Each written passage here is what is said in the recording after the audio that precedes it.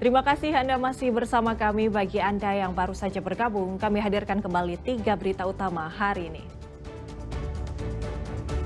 Setelah Kementerian Pertanian merilis 212 merek beras oplosan, salah satu produsen beras di Sumatera Selatan membantah tuduhan berasnya dioplos.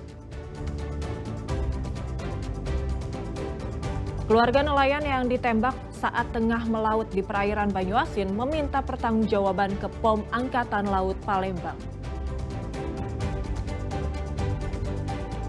Suasana haru tampak di halaman sekolah rakyat saat orang tua melepas anaknya untuk tinggal di asrama.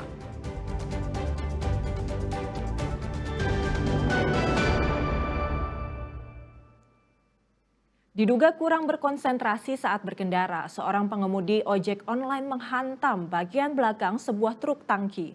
Akibatnya korban yang terluka parah dan tewas di lokasi kejadian.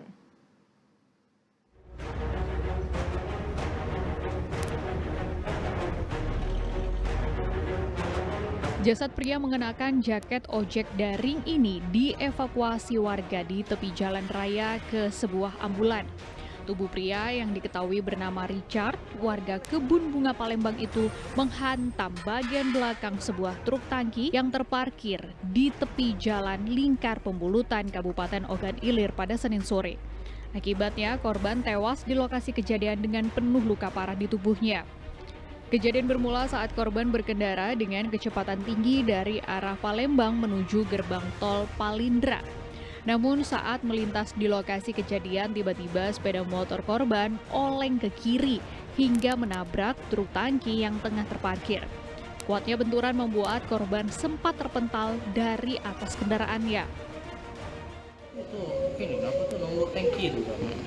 Ini Richard. Richard kayak. Berapa umurnya? Berapa umurnya dia? Sekitar 30-an lah. Alamat juga di mana tuh? Di Kebun Bunga. Di daerah Kebun Bunga. Iya. Kejadiannya itu di daerah mana tuh? Kalau dengan informasi dari masyarakat tadi di luar jalan tol Indralaya.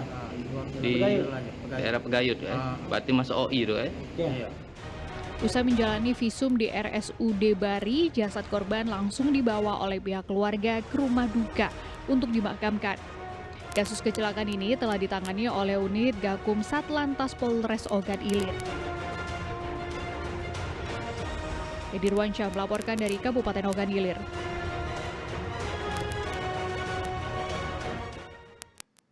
Sidang lanjutan penembakan 3 anggota Polsek Negara Batin saat penggerebekan sabung ayam di Lampung kembali digelar di Pengadilan Militer I-04 Palembang. Terdakwa Kopda Basarah mengaku sengaja mengarahkan senjatanya ke arah korban sebanyak 3 kali. Pengadilan Militer 104 Palembang menggelar sidang lanjutan terkait kasus penembakan 3 anggota Polsek Negara Batin saat penggerebekan judi sabung ayam di Waikana, Lampung. Dalam sidang beragendakan pemeriksaan terdakwa Kopda Bazarsah dicerca sejumlah pertanyaan oleh hakim ketua dan auditor militer.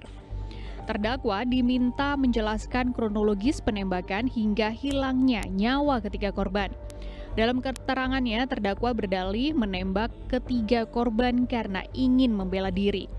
Ia lalu mengarahkan senjatanya ke arah korban dan melepaskan tembakan sebanyak 3 kali. Meski demikian, terdakwa mengaku tidak mengetahui tembakan itu mengenai korban atau tidak. Tidak yang mulia. Jaraknya cepat. Tang. Berapa detik? Tang. Tapi bukan rencetan. Sebulan. Tapi satu-satu ya. Jangan. Kenapa enggak sekali aja? Kenapa harus dadar lagi? Enggak kena? Saya kan nembak itu kan asal yang mulia. Tidak milik. Saya juga tidak tahu itu kenapa tidak sasarannya. Apa yang sudah digali oleh majelis hakim dengan oatmeal juga, ya kita sudah bisa melihat bahwa di fakta persidangan yang bisa kita katakan itu faktanya gitu ya.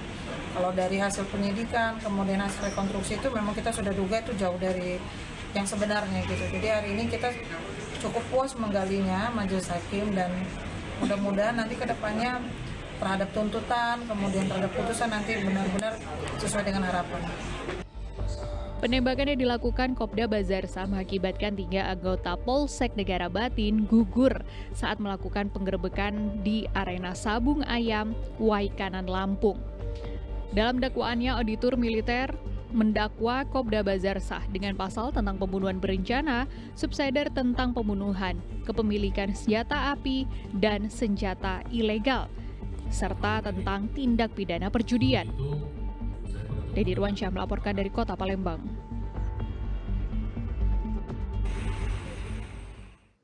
Ya, 100 orang siswa mulai menjalani masa pengenalan lingkungan di Sekolah Rakyat Palembang. Suasana haru ini juga tampak di halaman sekolah saat orang tua melepas anaknya yang akan tinggal di asrama.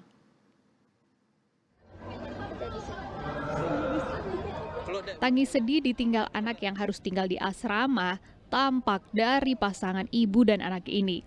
Suasana haru ini terjadi di halaman Sekolah Rakyat Sentra Budi Perkasa, Kota Palembang. Di hari pertama, terpantau para siswa-siswi sekolah rakyat diantar oleh anggota keluarga masing-masing.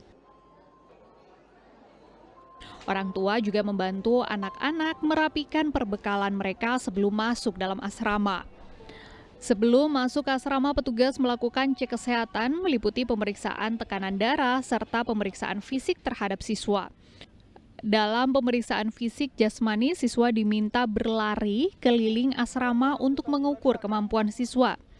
Salah satu orang tua mengaku senang anaknya masuk ke sekolah rakyat karena akan mendapatkan pendidikan yang baik dan gratis. Dari pendamping kita, Pak Akbar, Memang, ya? memang kita sehari-hari bekerja apa, Bu? Buruh, Apa? Buruh. Berarti sekolah di sini membantu, Bu, ya? iya, meringankan. Untuk adek, gimana dek perasaannya dek mau sekolah sini dek? Senang. Terus gimana? Memang dari orang tua apa memang adik yang mau? Keinginan sendiri ya, laju, keinginan sendiri. Keinginan sendiri ya. Sudah siap bakal tinggal di asrama. Siap. 100 orang siswa masuk sekolah rakyat di Sentra Budi Perkasa. Di sekolah ini disiapkan 3 gedung asrama yang akan dihuni oleh para siswa. Setiap 10 murid akan ada 1 orang wali asuh yang mengontrol sehari-hari. Diizinkan nanti pada saat libur, ya. Jadi mereka orang tua yang kalau kangen rindu itu mereka ke sini. Dengan ketentuan mereka akan bertemu di sini. Oh, tidak ada pembatasan ya, Bu? Maksudnya untuk pertemuan bisa 1 minggu 2 kali atau gimana? Ya, untuk awalan ini kita batasi dulu. Jadi Sabtu di hari Minggu kita akan adakan misalnya pertemuan antara orang tua dengan murid, tapi untuk sementara anak-anak tidak diizinkan pulang. Ya. Fokus pembiasaan, Pak.